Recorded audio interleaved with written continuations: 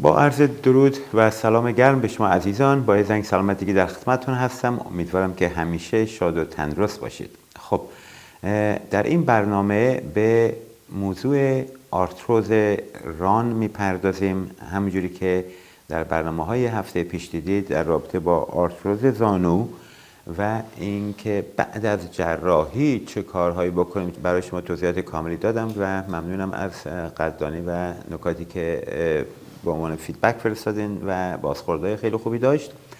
متاسفانه آرتروز در بین مردم مخصوصا در سنین بالا خیلی زیاده و توجه و آگاهی ما به این موضوع میتونه خیلی کمک بکنه از پیشگیری از سایر مسائل سلامتی و همچنین وخیم‌تر شدن خود اون موضوع. خب در برنامه امروز در رابطه با ران برای شما میخوام حرف بزنم که آرتروز ران چیه، چجوری مدیریتش بکنیم و در هفته بعدی در رابطه با جراحی بعد از تعویض مفصل ران برای شما صحبت میکنم. پس با این دوتا برنامه مثل همون برنامه زانوی شما یک در واقع پیکچر کاملی از کل مشکلات قبل و بعد از جراحی مفصل ران رو خواهید داشت.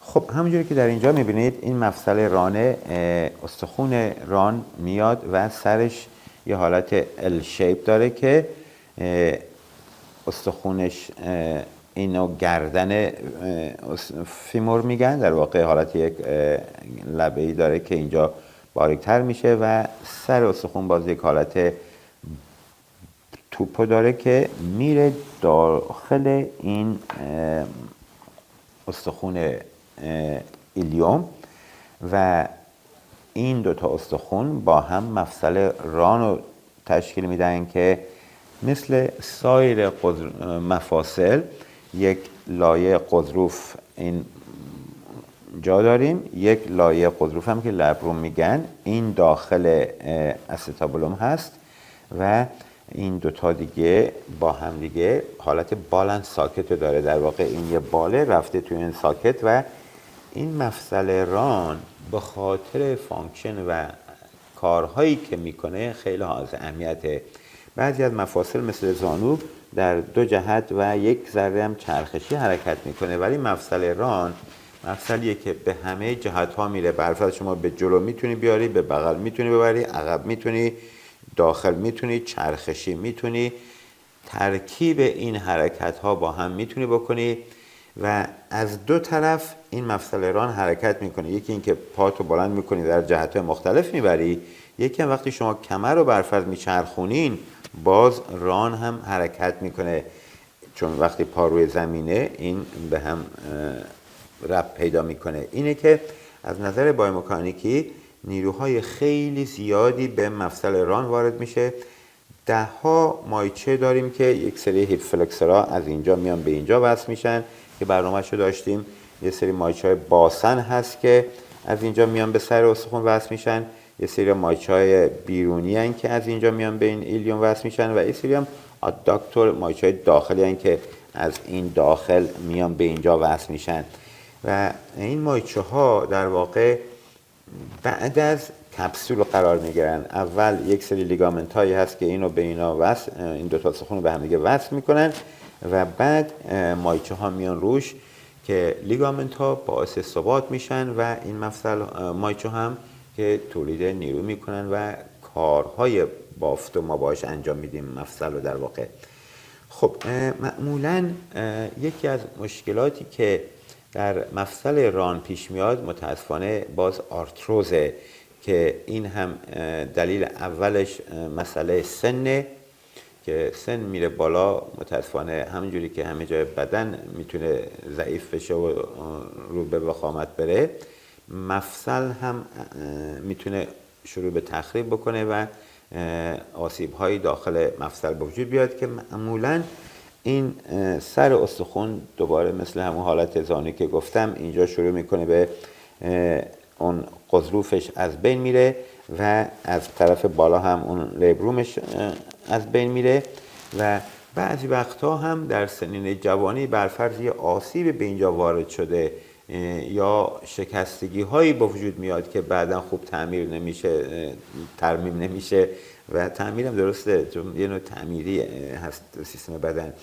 و بعد منجر میشه که اون غضروف ها دچار آسیب بشن و همونجوری بمونه که بعداً باز آرتروز زود هنگام داریم.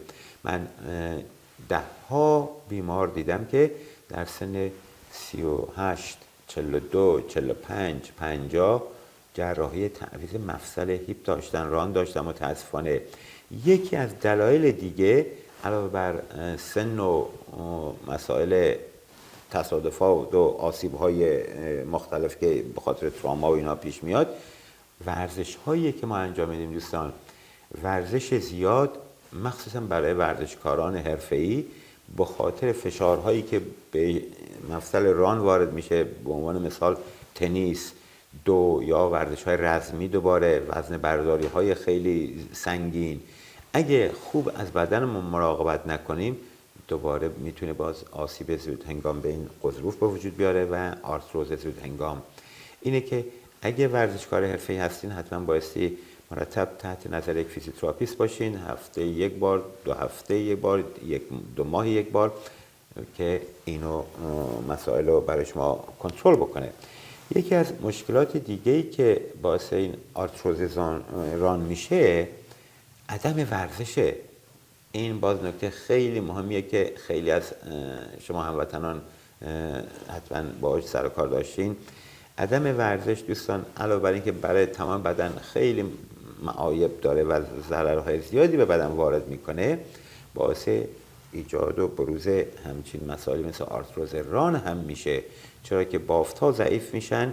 بر فرض این ماچه‌هایی که دور مفصل ران هستن یه سریاشون کوتاه میشن، یه سریاشون ضعیف میشن و باعث میشه که شما نتونید کارهای لازم رو در مفصل داشته باشید و مفصل شروع به آسیب بکنه. خب از نظر عوارض بالینی یا سیمتوم ها و نشانه های بیماری آرتروز هیپ، یکی خشکی صبحگاهی دوستان که صبحها بدن بعد از عدم حرکت و خوابیدن در شب مفصل خشک میشه، چون کپسول لیگامنت های دور این اون خاصیت حرکتی رو نداشتن، خشک میشن. یکی دیگه بعد چندین ساعت نشستن میتونه دوباره مفصل مشکل پیدا بکنه، به خاطر همین نشستن های طولانی هم خوب نیستن. و درد شدید، معمولاً درد آرتروز ران اون اوایل در قسمت جلو گروین یا جلو ران حس میکنید شما.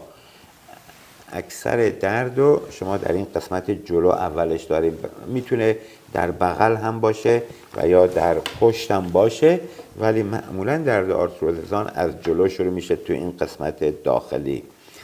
خب دردش هم معمولا کم کم شروع میشه. این نوع آسیب های آرتروز اینجوری نیست که شما یک شبه پاشین و درد شدید داشته باشین. اگه همچین شرایط پیش اومد که شما یهویی درد شدید در این قسمت ها حس کردین، مطمئن باشین آرتروز نیست و بهتره به همکاران فیزیوتراپیست یا همکاران پزشک مراجعه بکنید تا مشخص بکنن مشکلتون چیه.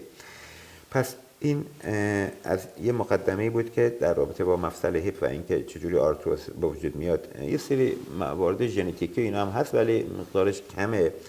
در خانم ها متاسفانه باز بیشتر به وجود میاد. اینه که تمرین های این برنامه برای شما خانم های عزیز خیلی موثره. نیروی بیش از حد به این قسمت وارد بشه، اینجا میتونه یا پارشیال یا کامل بشکنه.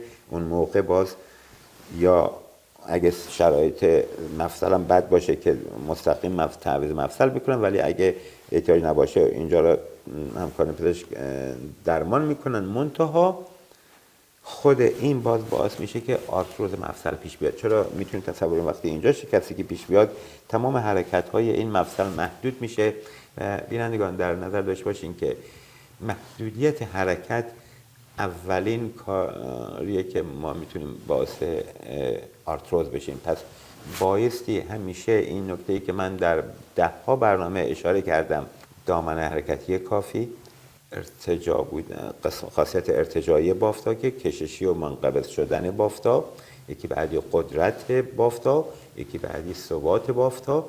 این 4 تا فاکتور رو ما باید همیشه درای هر مفصل و بافتی یعنی ناحیه در بدن داشته باشیم تا کارهای لازم داشته باشیم. پس محدودیت حرکتی که به وجود بیاد چی میشه؟ باعث میشه که شما درد حس بکنید اینجا و کم کم غضروف اینجا چون حرکت نمیکنه باعث آسیب میشه و نهایتا آرتروز ران میگیرید.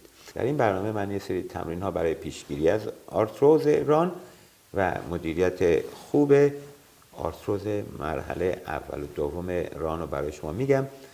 اگه میخوایم آرتروز نگیرید این تمرین رو انجام بدین. اگه آرتروز خفیف یا نسبتاً خفیفی دارید باز هم اینا رو انجام بدین، چرا که با انجام این تمرین ها شما میتونید یا برای همیشه یا چندین سال جراحی و تعویض مفصل رو به عقب بندازید. دوستان توجه بکنید که شما وقتی مفصلی تعویض میکنید بعد در 15 سال باز اینا رو ریویژن لازم دارن و خب هیچ چیزی مثل وظیفه طبیعی بدن نمیشه. پس بهتره ما جراحی را تا جایی که امکان داره به تعویق بندازیم.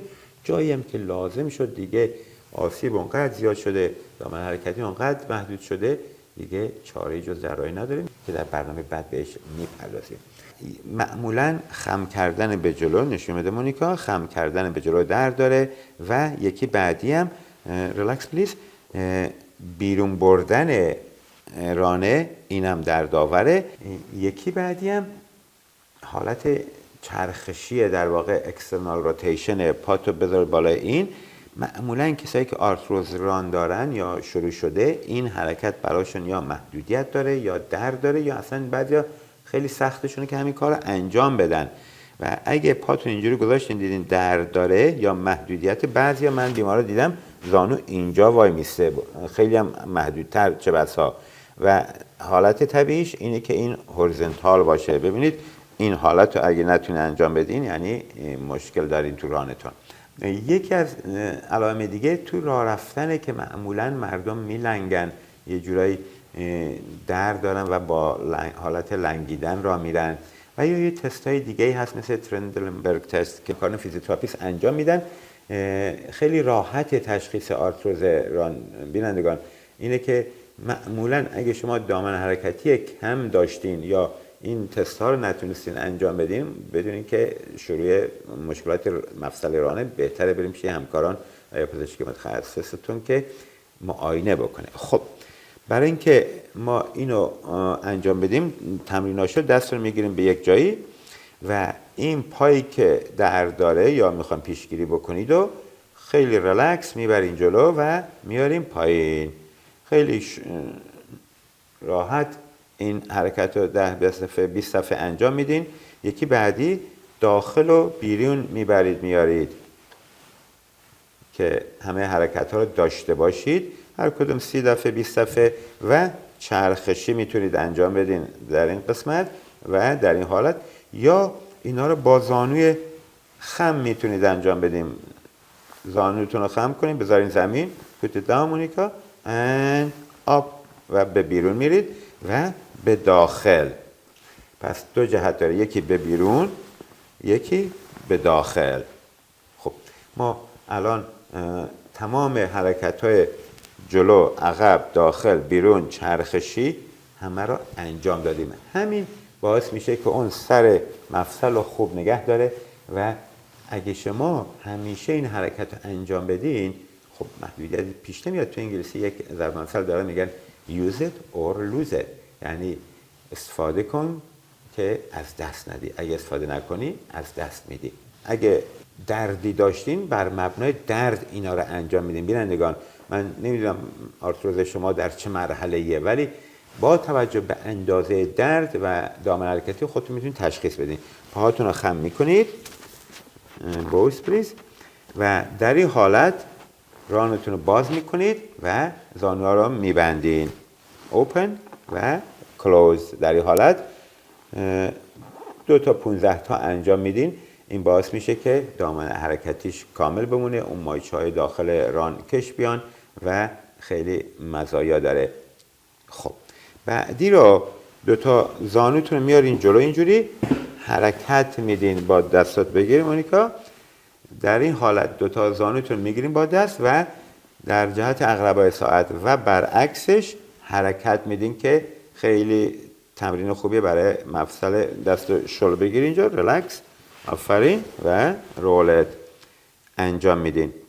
خب اینا چند تا تمرین برای دامنه حرکتی بود که اگه اضافه بخوایم بکنیم، فلکشن رو خواستیم بکنید، میارین تا جلو، پولت پلیز، اینو میارین تا جلو، این دامنه حرکتی به جلو نگه میداره و برای بعدی هم میبرین بیرون و میارین داخل. دوباره همون مدل سر پاس در واقع انجام دادیم. خیلی خوب، تانک یو.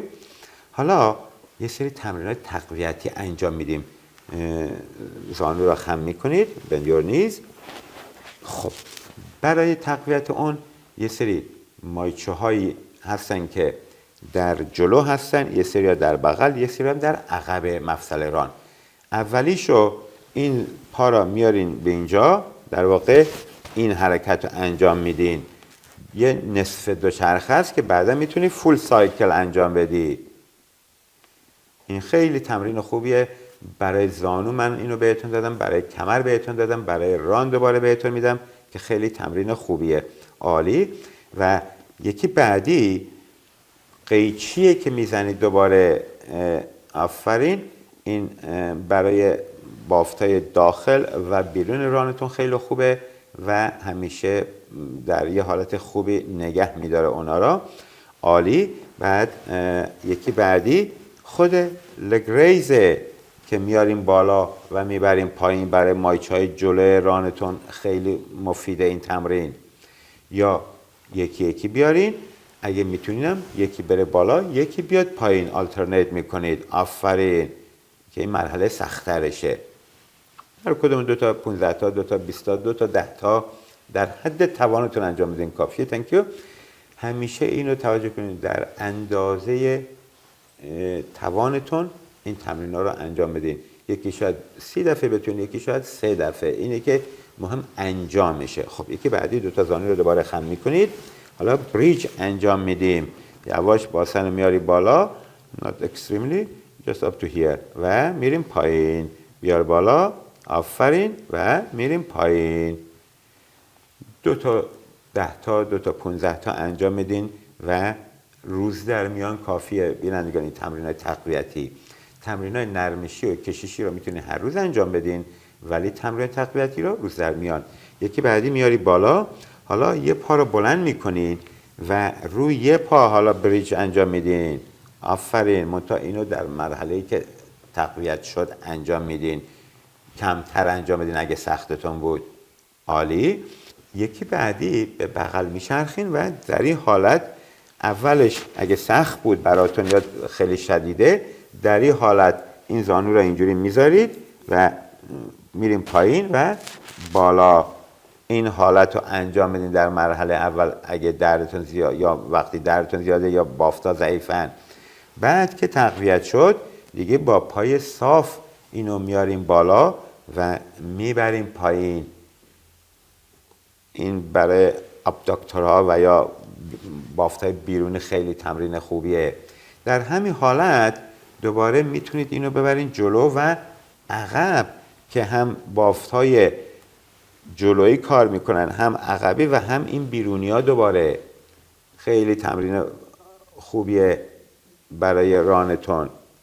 عالی. و میتونید بچرخونید جهت عقربای ساعت و برعکسش. other way around. thank you.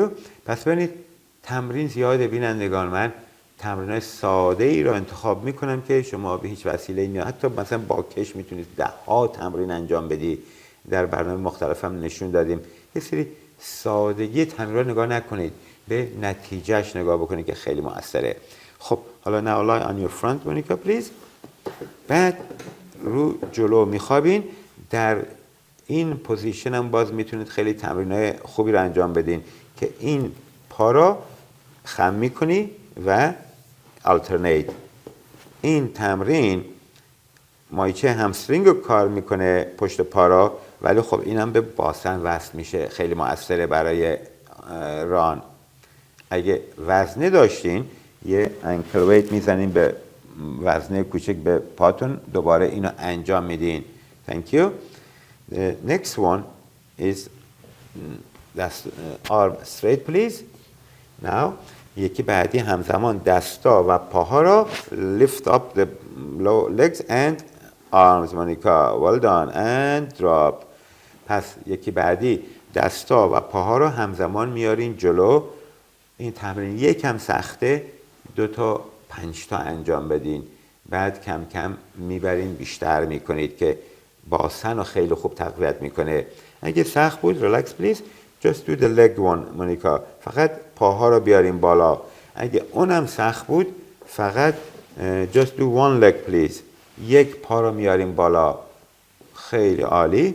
یکی بعدی دوباره اسکوات. بینندگان این اسکوات یکی از بهترین تمرین هاست. یک کریان پلیز که من در اکثر برنامه ها نشون دادم برای 10 ها بیماری مفید، از زانو تا ران تا کمردرد تا 10 ها بیماری دیگه، که اینم باز اگه سختم بود از روی صندلی میشین، پا میشین. و پیاده‌روی، دوچرخه، شنا، تمام اینا رو هم در شرایط مختلف بر مبنای تواناییتون انجام میدین که خیلی مؤثره. باز روی یه پا وایستادن باز برای این رانم خیلی تمرین خوبیه. اگه سخت بود دستتون نگیرین به یه جایی در اول که معمولا برای افراد مسن این تمرین ها سختن. خب در آخر کار تانکی مونیکا باز لایدان پلیز یه سری کششی برای مایچه های ران انجام میدیم. برای این هیپ فلکسور برای افراد مسن این پاتون از لبه تخت میندازین پایین، به همین راحتی این مایچه جلوی ران کش میاد. و relax the back please. مونیکا relax the lower back. Okay, drop the leg from the edge of the bed and این کش میاره و خیلی عالیه. یکی بعدی thank you. یه پا را فرض کنیم پای درد میکنه، میگیریم و با دستت میکشی به جلو، بکش بکش بکش بیشتر بیشتر، مور مور مور مور مور مور. این بافت باسن و کش میاره که خیلی خوبه. حالا یکی بعدی باز برای اداکتورها ریلکس پلیز. این 2 تا پا را خم میکنید، این دفعه باز به این ور کش میارین که بافته just hold there 20 سکند، 20 ثانیه نگه میدارین و 3 دفعه تکرار میکنید. و یکی بعدی thank you please برای 2 تا پا را همزمان بیارین جلو، pull it and hold it go all the way to the end. نفس عمیق میکشید و تکرار میکنید. حالا مهمترین تمرینش بینندگان اینه که این پا را میارین میندازین رو این. در اولش همینقدر شاید برای شما کافی باشه. بعد اگه درد کم کم اجازه داد یا اگه مشکل نداشتین 2 تا دست میذاری اینجا و هول میدی اونو به بیرون. اینو در حالت نشسته میتونی انجام بدی، براتون نشون میدم. و بعد این دست میاد پشت مچ پا، اینم پشت زانو و حالا با این پا هم هول میدین، اینو کامل میارین جلو. برو برو برو برو مونیکا. ببین ایشون الان محدودیت داره، این باید بیاد بالای سینه، در واقع بیاد جلو بیاد جلو بیاد جلو. و کششی ها هم به اندازه کافی انجام بدین که هم بافت و طولش رو زیاد میکنه، هم دامن حرکتی را. عالی. 20 ثانیه انجام میدین، 3 دفعه تکرار میکنید. در حالت قدم وای میستین، اینو خم میکنید و این مایچه جلوی ران رو دوباره کش میاره که در حالت خوابیدم نشست انجام دادیم. و بشین اینجا، دوباره کراس لگو نشون بده. در حالت نشسته دوباره این 2 تا دست رو میزنیم، هول میدیم پایین و یکی بعدی هم میریم به تاش توز میکنی. حالا نه برو تاش توز. آفرین. این الان روی صندلی باید انجام بدیم و اینم باعث میشه که be careful Monica that you don't fall, you don't need to go that far. 10 ها بیمار من دیدم دفعه اول که انجام میدن تا اینجا بیشتر نمیتونن بیان، ولی بعد 3-4 هفته میره دستشون به پای میرسه. بینندگان عزیز، در کنار اینا پیاده روی رو یادتون نره. برای مفصل ران پیاده روی از آب خوردن واقعا آب نوشیدنی واجب تره. دوچرخه خیلی خوبه، شنا خیلی خوبه. هر تمرین و فعالیتی که دوست دارین باید انجام بدین که این رانتون وخیم نشه، به جراحی نکشه. اگه هم خیلی بده که الان دیگه به جراحی نیاز دارین، برنامه بعدی ما رو از دست ندید. خب در اینجا به اتفاق دوستان با شما خداحافظی میکنم تا برنامه بعد و هفته بعد شب و روز خوش. خدا نگهدار.